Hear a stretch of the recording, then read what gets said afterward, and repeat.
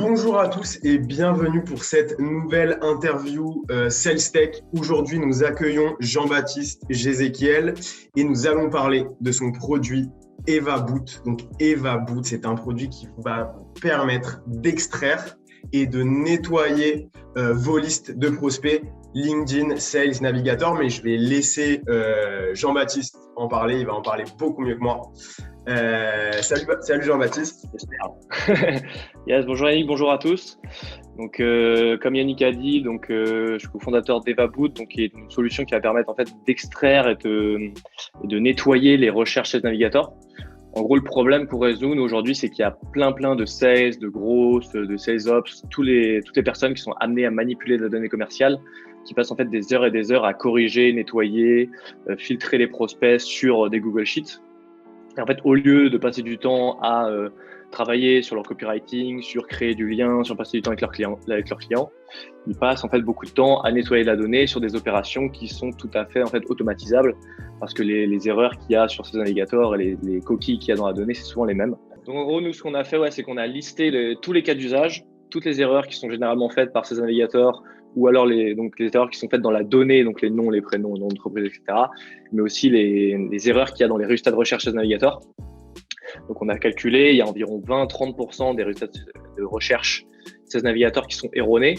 C'est-à-dire que si je fais une recherche et que je mets une industrie particulière ou je mets un nom de poste, je vais avoir environ 20-30% des gens qui ne vont pas respecter ces critères, en fait.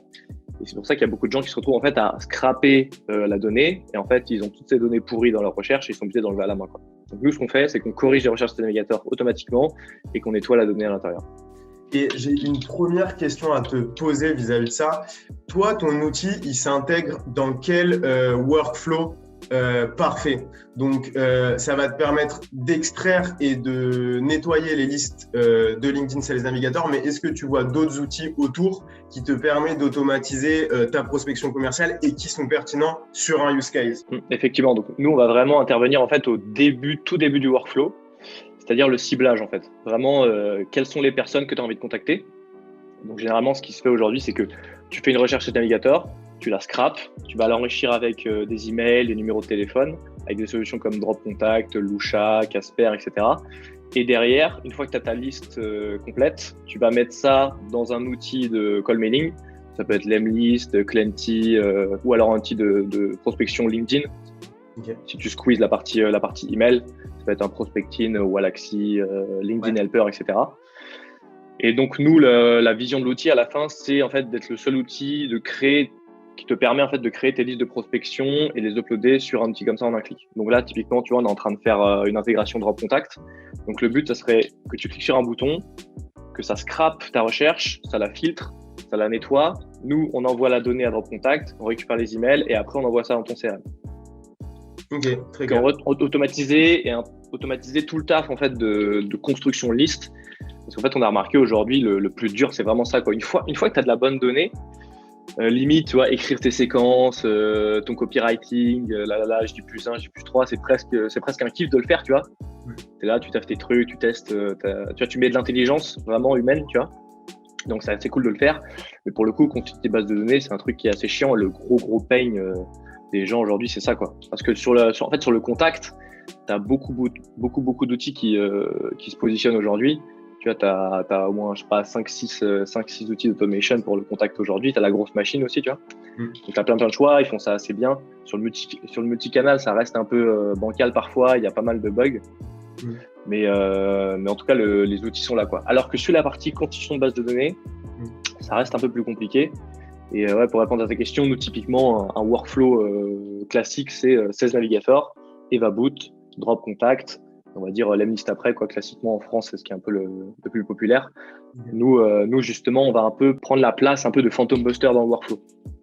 Okay. En fait, on a remarqué que genre 70-80% des utilisateurs de Phantom Buster, en fait, ils utilisent Phantom Buster que pour extraire LinkedIn Sales Navigator. Okay. Et en fait, il y en a très peu qui utilisent Phantom Buster pour Facebook, Pinterest, Instagram, etc. Plus du B2C. Et en fait, Phantom Buster, c'est un outil assez généraliste. Et nous, on va vraiment faire que du Sales Navigator, donc tu es un peu plus expert là-dessus. Okay. Et il y a pas mal de gens qui basculent ou qui nous considèrent un peu concurrents là-dessus, quoi, même si nous, on ne fait pas d'Instagram. Est-ce que tu avais remarqué que tu étais présent sur des forums un peu de gros hackers en ligne ou pas encore? Est-ce que vous êtes référencé? Il y a des gens qui parlent de vous, même sur Quora, sur Reddit ou pas encore? Nous, justement, en fait, vu qu'on a une stratégie qui est très orientée contenu, okay. Parce qu'il faut qu'on éduque, etc., créer du trafic, nous, je suis assez présent, j'essaie d'être assez présent sur le forum Grosse Hacking France. Ça parle beaucoup, tu te rends compte qu'en fait que c'est quand même un petit monde en France, tout le monde se connaît, tu vois, donc et tout le monde parle à cet endroit-là. Donc j'essaie de publier un peu d'articles, d'aider les gens quand ils ont des questions, etc. Et en vrai, aujourd'hui c'est la deuxième, troisième source de trafic sur le site quand même. Donc ça ramène à peu près un peu moins de 100 personnes, par semaine. Ah ouais, donc juste en publiant des messages, en mettant des liens, etc. Toujours essayer d'être pertinent quand même, pas caler son lien en disant ok, je réponds à ton message, mais en fait, tu vois, donc toujours essayer d'apporter de la valeur, d'être pertinent et d'interagir et d'entrer dans le débat quand il y a vraiment t'as vraiment de la valeur à apporter, quoi. Okay. Et après, plus international, t'as quoi? T'as Reddit, t'as Quora, et t'as un truc qui est moins connu, t'as Indie Hackers. Okay. Ça, c'est un peu moins connu, mais c'est un site pareil, c'est un peu comme Reddit. Un peu geek, et en fait c'est marrant, c'est des gens qui font des profils, ils mettent leurs objectifs et en fait ils rendent leurs défis publics. Donc tu vois, t'as leur chiffre d'affaires public, ils disent aujourd'hui j'ai fait ça, on a passé tel step, etc. Et en fait c'est plein de gens qui se lancent des défis, qui lancent des boîtes ou des side business et qui se tirent la bourre comme ça un peu entre eux en disant ouais bravo, etc. Et tu peux publier des articles, aussi, ouais. Et du coup, je voulais te poser aussi des questions par rapport à la suite de ton produit. Est-ce qu'il y a des features que vous savez que vous allez rajouter ou pas encore? Là, vous n'avez pas du tout réfléchi à ça, vous êtes vraiment focus sur votre use case pour le moment. Ou vous avez justement une stratégie de rajout de features à 1, 2, 3, 6 mois? Est-ce que tu en sais un peu plus sur ça ou... Ok. Nous, la vision de l'outil, en gros, nous, on a envie que les boîtes, elles aient un outil pour faire leur liste et un outil pour shooter. D'accord, ok. Tu vois. Donc, ton outil pour faire tes listes, c'est Evaboot, tu es content, tu envoies ça dans ton outil pour shooter, de la mise grosse machine, etc. Et tu peux shooter. Donc ça, dans ce workflow, tu as quoi? Tu as le scrapping, le traitement, donc nettoyage et filtrage. Ensuite, tu as l'enrichissement de l'email et du téléphone. Et après, tu as l'ingestion, l'intégration des données dans le CRM. Ouais. Et une fois que c'est dans le CRM ou alors dans ton outil de call mailing ou prospection LinkedIn, tu es tranquille, tu vois. Donc nous, le but aujourd'hui, tu vois, là, on fait scrapping, traitement de la donnée. Ouais. Mais le reste des opérations est encore manuel. Nous, le but, c'est d'avancer en fait sur ce workflow. En avançant, là, typiquement, tu vois, on est en train, au moment où je te parle, là, d'intégrer Drop Contact. Ok, d'accord. Donc, c'est-à-dire que tu fais ta recherche sur Evaboot. Nous, on va envoyer que les prospects OK à Drop Contact. Et tu les renvoies, comme ça, tu récupères un fichier propre, plus avec les emails. Okay. Et une fois que tu as ça, donc on va sûrement rajouter pas que Drop Contact, d'autres. Donc Hunter, Lusha, pourquoi pas. Donc votre stratégie, c'est plus une stratégie d'intégration avec d'autres outils pour le moment, pour vous renforcer, et ensuite vous penserez éventuellement rajouter des features, mais c'est pas un objectif court terme. Là, pour le moment, c'est vraiment essayer de s'intégrer avec des outils qui fonctionnent bien sur le marché, à qui vous apportez une valeur par rapport auquel vous apportez de la valeur sur votre use case. Ok, très clair. Je voulais aussi te poser la question de l'origine d'Evaboot en quelques mots. Comment vous avez commencé? Il me semblait que tu avais monté une boîte avant Evaboot. Ouais. En gros, l'historique, moi, j'avais monté une première boîte pendant mes études. C'était une application de psychologie en ligne qui s'appelait Shambhala, qui permettait de consulter des psychologues en ligne via son smartphone. Et aujourd'hui, c'est en train d'exploser parce que Covid, etc., il y a eu augmentation du mal-être et les gens sont un peu plus digitalisés. Donc, j'ai dû en voir 20, je crois. L'application, elle a explosé après le Covid? Non. Ou le sujet a explosé? Le sujet a explosé. Okay. Et nous, effectivement, pendant le Covid, par curiosité, je suis retourné voir l'appli. Et en fait, elle marche plus, mais elle est toujours sur le store. Tu vois. Et il y avait genre 10 inscrits par jour, alors que l'appli était morte sur le store. Tu vois. Waouh! Ah ouais! Je lance un appel d'ailleurs si timing. quelqu'un veut racheter.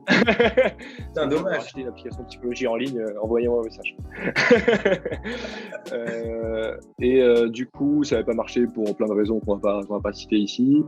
Ensuite, moi, j'ai travaillé 1 an et demi dans une boîte de conseil en IA sur de la reconnaissance d'image. J'ai démissionné et en fait, j'ai re-rencontré un pote de prépa qui lui était en freelance, qui m'a envoyé un message sur Facebook, qui m'a dit je suis en train de faire ça et tout. Et moi, j'allais démissionner. J'étais en mode mais c'est exactement un truc que j'ai envie de faire. Vas-y, viens. Après, on a fait un post LinkedIn fake it until you make it. Tu vois, c'est un principe un peu qu'on s'est fixé. On dit en fait, on vend pas et on fait pas de trucs avant que quelqu'un soit intéressé. Donc, pas une ligne de code, pas un contenu avant que quelqu'un dise qu'il est déjà chaud pour le consommer ou l'utiliser. Tu vois. Et on a fait ça pour le produit. Donc, faire un post LinkedIn en disant que ce navigateur c'est une énorme galère et que c'est trop chiant, il faut trier la donnée, etc. Et on dit qu'on a potentiellement un produit derrière pour régler ce problème. Et en fait, tu as eu genre 300 likes, 300 et quelques likes, 500 commentaires. Et après, on a fait genre 150 calls pendant 2-3 semaines. On a pris tout le monde, genre vraiment user interview, tu vois. Ouais. Et c'est marrant parce que j'avais oublié de désactiver mon Calendly le midi. Du coup, je shootais mon lien Calendly à tout le monde. Et tu peux paramétrer des slots là. Dire je suis pas dispo entre midi et 14h. Tu vois. Moi j'avais oublié. Tu n'as pas mangé pendant 3 mois quoi. 9h, 18h de rendez-vous. Et je mangeais des sandwichs. Pendant les calls et tout. Et ce message-là, tu l'avais posté sur Facebook, il me semble. Tu ne l'avais pas posté sur LinkedIn. Ou je me trompe? Non, j'avais fait les deux. Ok. Mais LinkedIn, ça avait beaucoup mieux marché.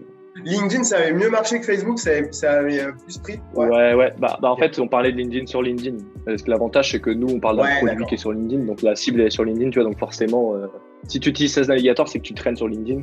Bien sûr. De temps en temps dans l'après-midi, tu vois. Ok. Donc si tu tombes sur un post qui parle de 16 navigateurs, c'est sûr que ça va peut-être attirer ton attention, quoi. Donc voilà, c'était Jean-Baptiste Jézéchiel de Eva Boot. Je vous remercie d'avoir regardé cette vidéo. Vous allez pouvoir en fait sur notre site internet, dans The Box, retrouver plein d'outils relatifs à l'acquisition en ligne et à la sales tech plus généralement. Et si vous souhaitez qu'on mette en place ou qu'on forme vos équipes à l'acquisition en ligne, je vous invite à cliquer en haut à droite de notre site internet dans « Je trouve ma solution ». On va vous poser quelques petites questions et un expert va vous rappeler et vous présenter nos solutions chez Sales by Tech. Je vous remercie, c'était un plaisir et à très bientôt pour une nouvelle interview Sales Tech. À plus.